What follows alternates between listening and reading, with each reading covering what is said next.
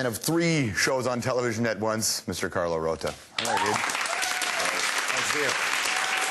So, we brought you here to talk about the Great Canadian Food Show. Yes, and that's the, yes, of course. You have 3 shows on TV, man. Can you believe that?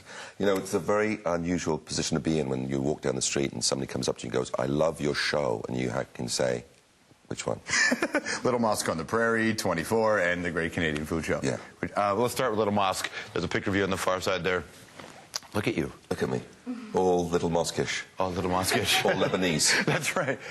Little Mosque on the Prairie, obviously a huge hit for CBC and for you. I wondered, as the controversy was generating, could you have any idea what was going to come? No, well, I knew that I had a feeling that the show would resonate in one way, shape or form because, you know, it's easy to forget now that we've just finished the 2nd season, but at the time, no one had made a show like this before. And at the time that we were shooting the pilot, there were riots in Holland over the cartoons, right? So, you know, no one knew what the outcome would be. And but I have some Muslim friends that I grew up with, a couple of them that live in England, and I phoned them and said, look, here's the deal, and we're making this show, and I explained the scripts, and I explained the intent of the show. And their opinion was that it was about time. Mm-hmm. You know, they all said, thank goodness that someone's doing it because it's about time. And they loved the idea, so I thought it would resonate. I didn't realize how much it would resonate. I mean, it got so much international press. You backed into this in a weird way. I started very late. I made a decision when I was 30 to become an actor. And it just seemed like the right thing to do at the time. But, you know, when you're a 30-year-old man and you already have a career and you start turning around to friends and family and saying, guess what? The universe has told me that I'm going to be an actor. Most people, particularly when you come from like an immigrant family, like an Italian family, you know, my father said, yeah, that's good. You and Robert De Niro. Great. Yeah, off you go. Go on. And, you know, people just thought I was having a rather early middle-age crisis. Mm-hmm. Or a nervous breakdown, or both. So much of being an actor is what you draw from. You have to take your own experience, take the emotion, and apply it to your craft. Mm-hmm. Are you that kind of guy? Can you go into those places? Yes.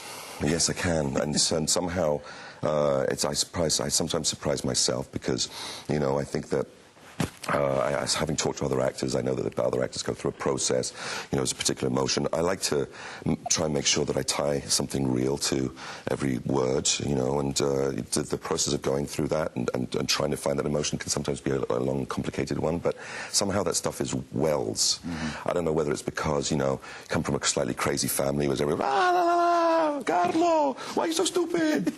You know, it's just there somehow or other. What was the next season at Little Mosque? Little Mosque is about to come back on again. Well, we just finished the 2nd season. I think that the show is going to be a little edgier, a little funnier. It was fun to do and sometimes stressful. Comedy is not the easiest bloody thing in the world. Actually, it might even be the hardest. Good Lord. I thought I was going to have the time of my life. Instead, it's like, oh no, it'll be funny again. Or at least what I think is funny. What's the psychology to working here, having a show here? You had a show down there. You're kind of going back and forth in 2 different countries, 2 very different characters. It's time of your life as an actor. That's for sure. Absolutely brilliant position to be in as an actor. A little unsettling, only because I feel like I've been living out of a suitcase for the last 2 years. When you first moved to Los Angeles, you lost the dog? Yeah, we lost. No, well, it wasn't when I first moved down to Los Angeles. It was a particularly gruesome and disastrous pilot season. It was a few years ago. That's humiliating. It can be a pilot season, can't it? That pilot season was humiliating. I mean, it was a total antithesis to the way I went down in 2006. I mean, I couldn't get arrested. No one would even have a coffee with me, you know. I mean, it was insane. I was like, I thought I'd grown some sort of affliction that people could see, you know. And on top of that, there were a lot of disastrous things that happened. You know, I almost got arrested. That's another story. But the upside is you could get arrested. Well, right? Oh yeah, no. But I almost really got arrested. Really? Yes. What?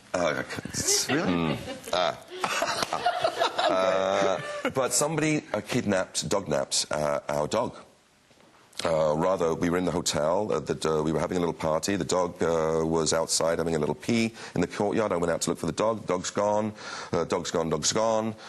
Gone. Dog's just gone. Like 1 minute you have a dog, and the next minute there's no dog. So what we did was we basically plastered the town with lost dog posters. We turned our hotel room into a command central. I bought maps, pins, all the vets, all the pounds.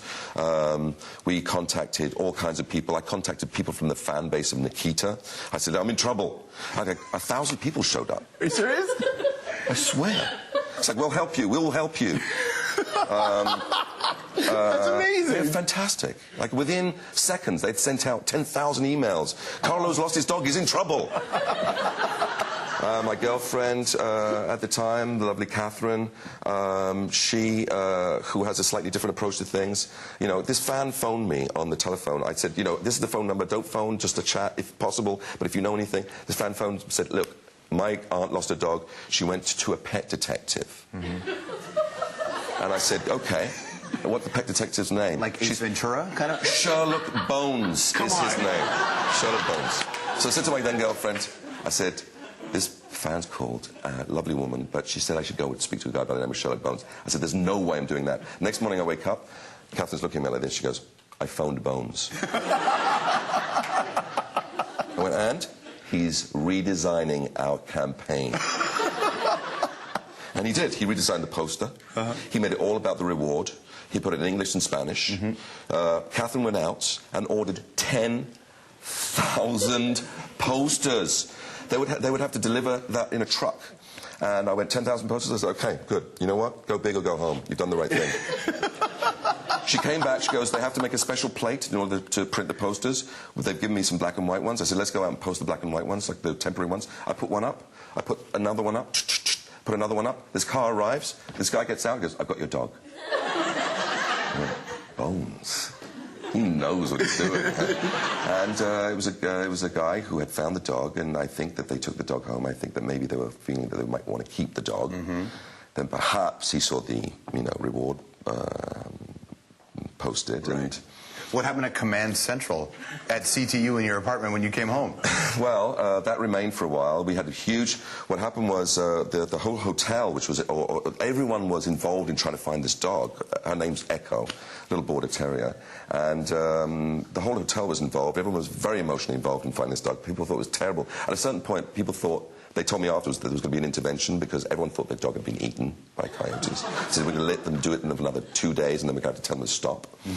Anyway, when they found the dog, I went out to get the dog. I drove back in this convertible. We had the dog like this. The whole hotel was out on the steps. It was the most emotional, like, people like... I was like, and I was crying, my girlfriend was crying, like everyone was hugging. It's a Los Angeles moment, a lovely, magical Los Angeles moment. At the Highland Gardens Hotel. At the Highland Gardens Hotel. That's amazing. Good to see you. Really nice to be here. Thanks for coming in. Thank you. Carlo Rota, everybody. Mosque on the Prairie, the new season's about to start. It's Carlo Rota. Yeah, we'll be right back.